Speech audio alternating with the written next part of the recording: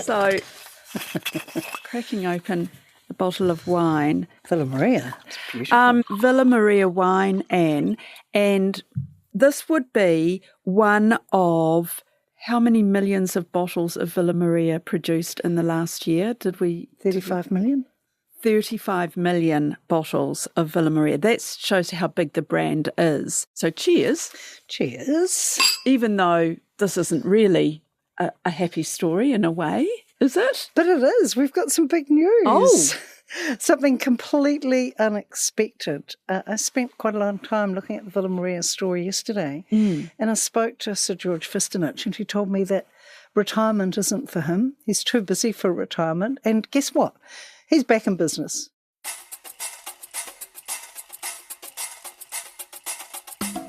Sir George Fistenich is back in business with a new brand of wine, but the saga over the label he started more than 60 years ago is not over yet.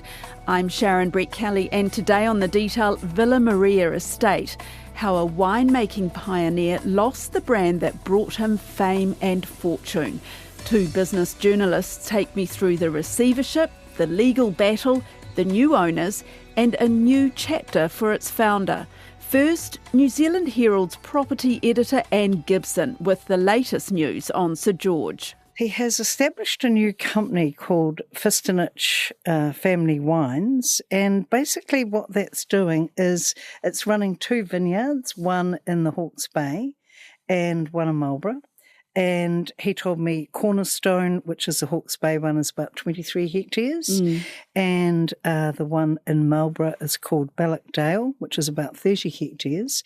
And I got such a surprise because I think in the media and in terms of publicity, everyone has been concentrating on the terribly sad story of the loss of the business and the receivership.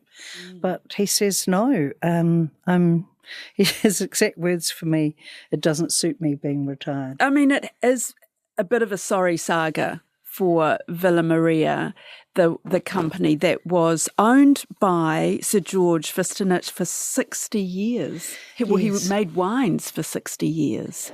Well, I think actually to get anywhere, you've got to be very passionate. And so it's very important to do what you love doing. And I love making wine. I just love the industry. So that makes it incredibly easy. And I've had the ability to sort of infuse all my staff and people that work with me with that same passion and enthusiasm. He's called like the father of New Zealand wine, and it's such a lovely story. He's so dominant, his name is so well known. And I think it came as a huge shock to people that the holding company which owned Villa Maria was in receivership. So shall we go back? Because, the thing is that the original place where Sir George started making wine is out near Auckland Airport. It's not a place that you imagine a winery to be.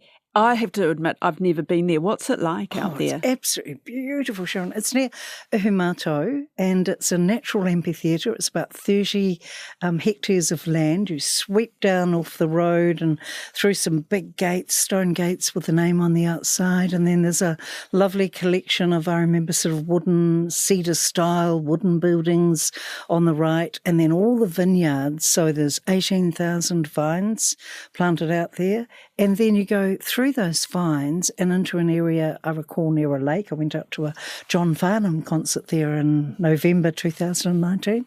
We had all these wonderful concerts out there. It's a really lovely place, I have to say. But that's all finished now. A buyer has been found for the iconic wine company Villa Maria. Marlborough-based wine company Indevon has agreed to buy 100% of the company after its parent FFWL was placed into receivership in May, owing its bankers $212 million. Yes, unfortunately, just in the last few days, Indevon, which bought the wine part of Villa Maria, they announced that they'll be shutting down the Mangere site, and that's 14 jobs lost, and that's the end of that beautiful Villa Maria estate, which is really sad. And the land has been sold to Goodman Yes, to Field. Goodman for 75 million. Goodman Property Trust, they specialise in building like big logistics and warehouse buildings. And so they're going to spend, John Dakin told me, I think last year, about 500 million. And so that's going to be, a storage, warehouse and logistics freight hub, basically. But we're not just talking about the Mangere estate. Villa Maria estate includes vineyards in Marlborough and Hawke's Bay, and it has several brands. You can buy the wine in more than 50 countries. But let's go back to how George Fistonich got his start. Yes, his father was a gum digger, and the father actually settled in that Mangere area where the beautiful Villa Maria estate was set up. And George was born in 1939 and grew up in that lovely Croatian community that would have been, so close, all those migrants coming together. And then he evidently in 1960 talked his father into leasing him 5 acres of land, and then in 1 acre of that at Mangere, he planted the first grapes. Pioneering company. In 2015, it was named New Zealand's most admired wine brand. It's still number 1 in the UK and Ireland. Still the number 1 wine brand by value. And Air New Zealand called it New Zealand's most awarded winery. When you think about vineyards coming and going and an industry that's under challenge at times, to think of one man having that vision. He was meant to be a carpenter, but he always was interested in wine. The wine was so much a part of their family. Well, when I was building in out Onehunga, Mangere, I used to visit all the Croatian families, Babbages, Nobelos, Selaks, etc., out Henderson, Kermia. And I sort of found their lifestyle wandering amongst the vineyard, sipping an odd wine like, as a teenager, more attractive than banging nails into timber. Yeah, he's such an important figure in developing New Zealand wine, and Villa Maria has sort of been, my understanding, a rite of passage for winemakers. They go there, you get schooled up, you work for Villa Maria, and then you sort of go off, I think, with George's blessing. I think he just loves the wine industry. And yeah, I think an important player, not only in New Zealand wine, but New World wines as a whole, and that story of those sort of French grapes that we took here and sort of made our own. Grapes like Sauvignon Blanc are, they're French grapes, naturally, and, Old World wine, the wine is named after the area, but in New Zealand, Australia, and the Americas, it's named after the grape. A French Sauv is going to taste so different to one in Marlborough because you've got that different ground. And guys like George, figured out how to sort of run with that and, not be ashamed to not be a fancy French wine. And we'll hear more from Newsroom's business reporter Andrew Bevan. But here's a clip of Sir George in 2011 when all was going well for his company. Even then, he reveals how difficult it is to make money in the industry. There are a lot of these smaller companies or newer companies without a lot of brand equity or a lot of that have not built up export markets are suffering. There's a lot of pain out there. We're very reasonably fortunate that we've established our brand over the last 25 years, the export brand, so we've got a good spread right across the world. So we've got to work hard, and I can't say that anybody in the wine industry is hugely profitable, but we're doing okay, and we're increasing our brand and building the awareness of New Zealand as well.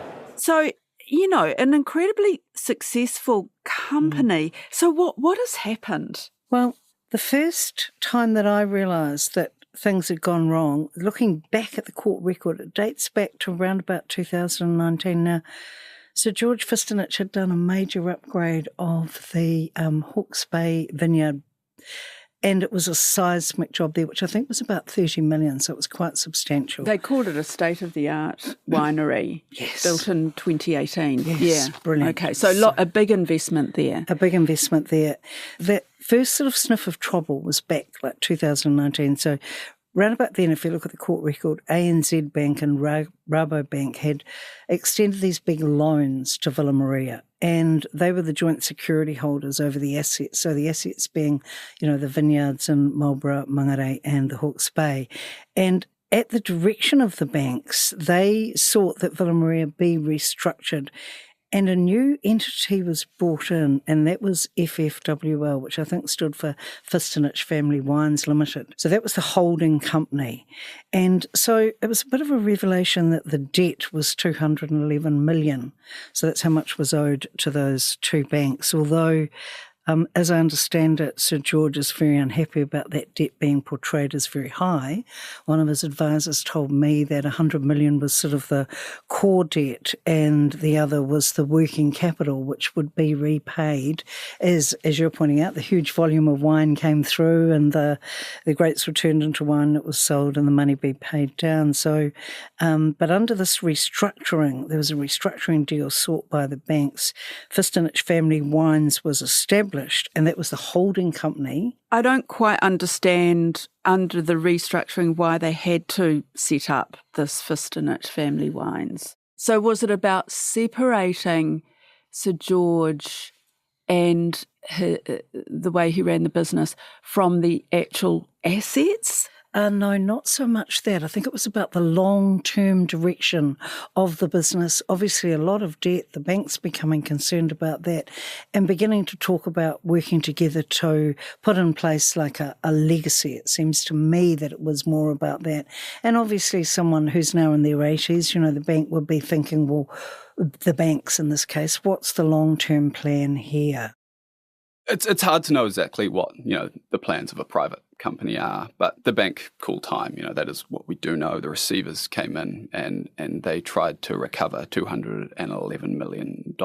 And they successfully recovered it through selling the Villa Maria brand itself. Yeah, so in May 2021, ANZ and Rabobank called in receivers at Calibre Partners. Now what happened is they went about selling the vineyard land and the property assets for a total of $260 million.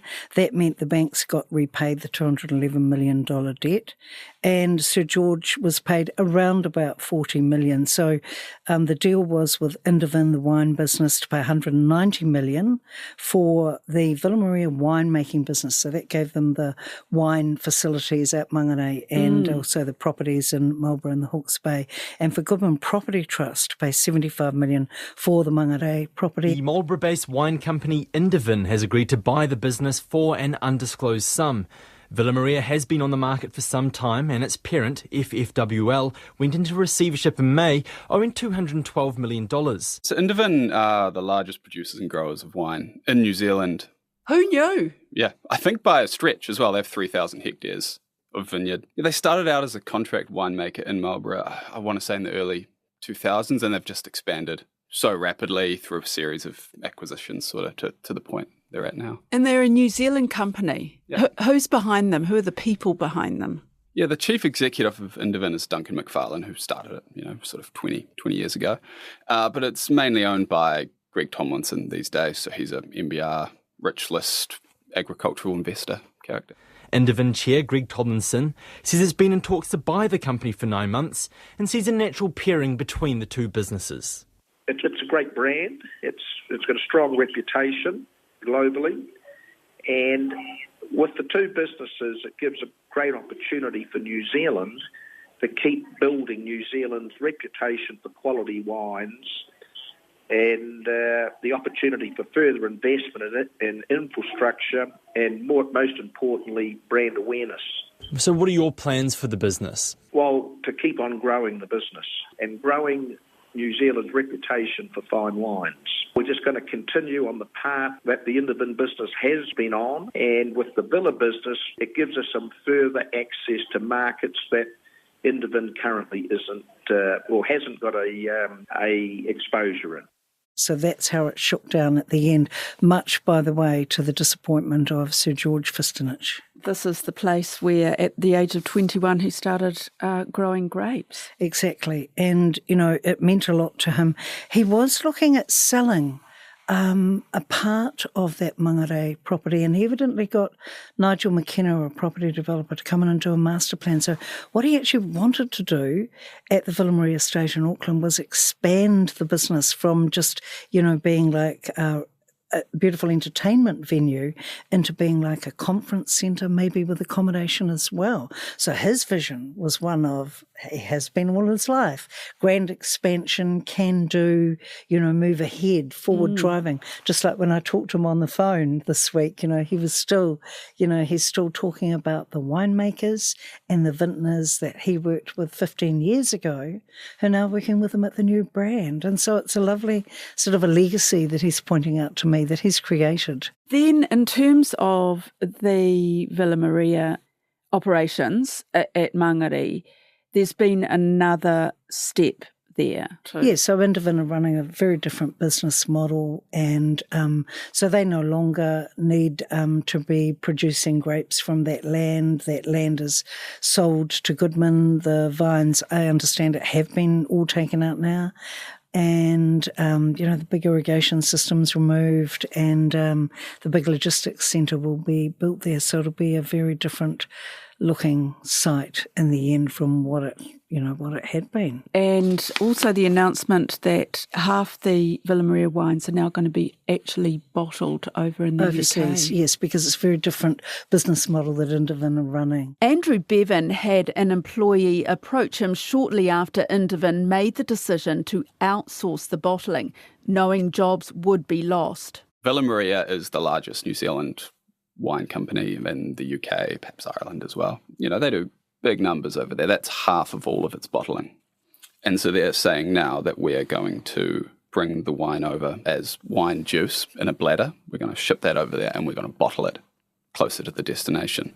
Because it's cheaper? It's cheaper. And, their point as well was, there is a carbon footprint outcome to this as well. And of course there is. You're not shipping a heck of a lot of glass. But, that is always going to cause stress with employees. You sort of see, half the bottling's going and we're in this big facility. We don't need this to do half of the bottling.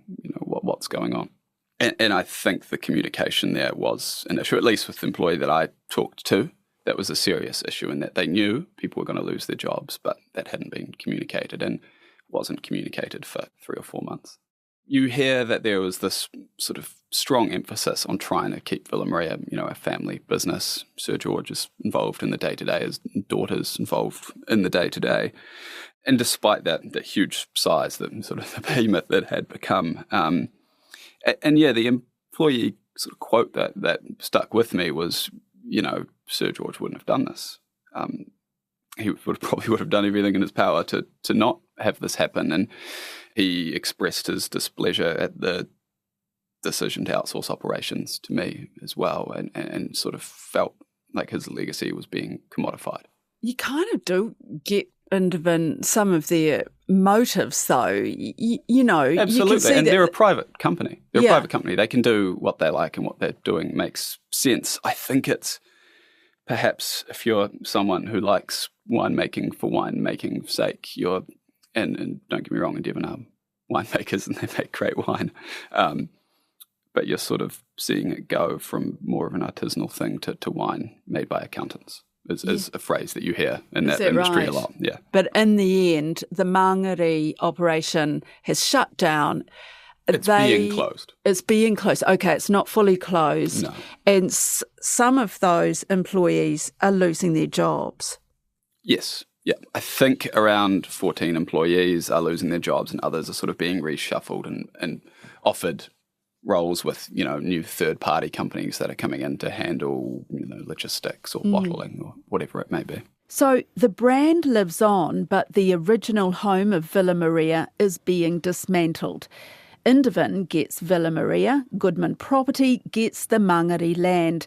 The banks get back what they're owed, and Sir George is left with $40 million. But the legal battle goes on. Andrew Bevan says it is a confusing court case in 2 parts, where Sir George is disputing the handling of the sale and the way his former assets are valued. The main court case hasn't started yet.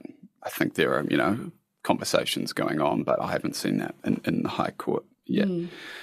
So basically, the assets of Villa Maria were sold for 260 odd million, with debt of 211 million, leaving, 40 million surplus to go to Sir George and his family. And George feels like that isn't the true value of the assets, of the brand, of the land.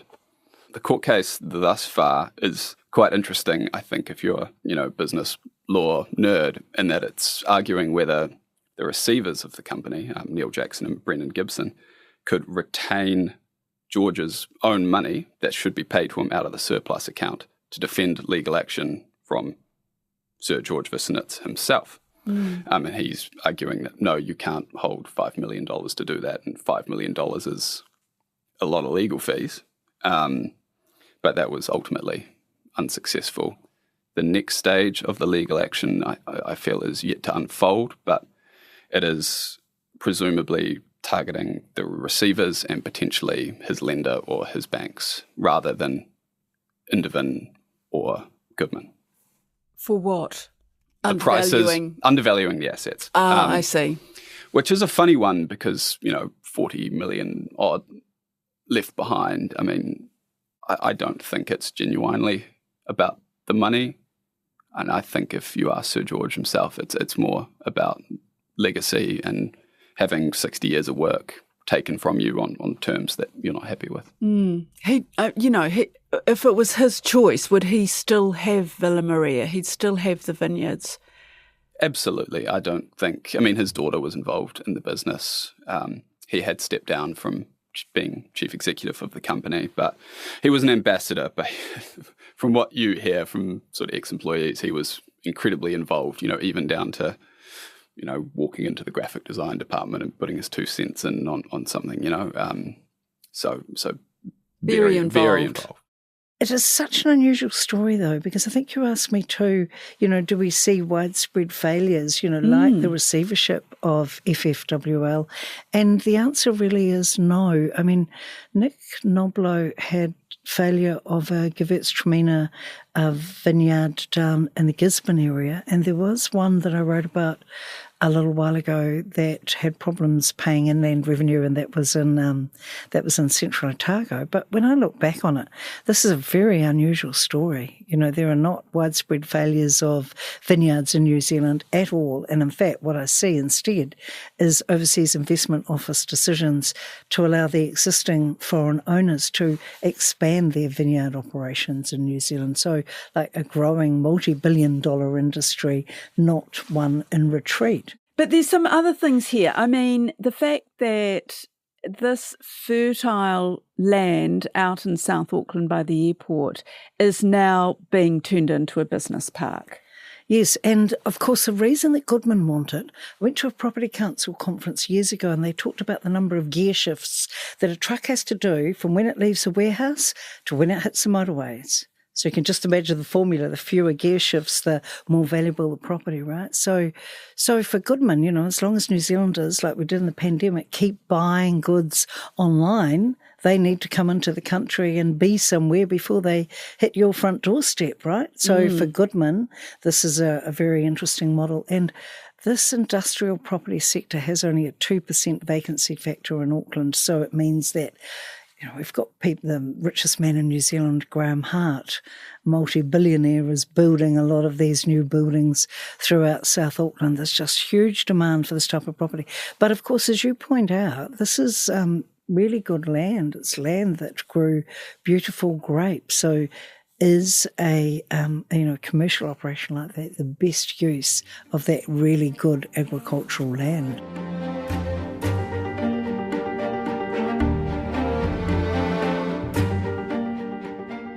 That's it for today. I'm Sharon Brett-Kelly. The Detail is supported by the Public Interest Journalism Fund.